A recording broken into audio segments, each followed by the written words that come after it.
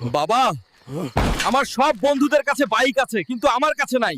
আমাকে যদি বাইক কিনে না দাও তাহলে আমি বাড়ি ছেড়ে চলে যাব। বাবা হিসাবে আমি খুব লজ্জিত। ছেলেকে এখনো বড় কিছু কিনে দিতে পারিনি। কি আর করব, জমি চাষ করে তো এত টাকা পাই না। স্যার, এই বাইকটার দাম কত? এই বাইকটার দাম 5 লক্ষ টাকা, কিন্তু এগুলা কেনার স্বপ্ন না দেখাই ভালো, কারণ আপনারা তো গরিব। চেয়ারম্যান সাহেব, আমাকে আপনার এখানে একটা কুলির কাজ দিবেন? আমার টাকার খুব প্রয়োজন। এই বয়সে এসে আপনি কুলির কাজ করবেন? আচ্ছা ঠিক আছে, আজ থেকে কাজে লেগে পড়ুন, কিন্তু কাজ করার সময় থামা যাবে না, সেটা মনে থাকে যেন। বোঝার ভার থেকে ছেলের কথা আমাকে আরো ভার করে দিয়েছে। আমাকে অনেক টাকা জমাতে হবে। মাথাটা ঘুরছে। চাচা, আপনি ঠিক আছেন? আমার ছেলেকে এই টাকা দিয়ে বাইক কিনে দিও।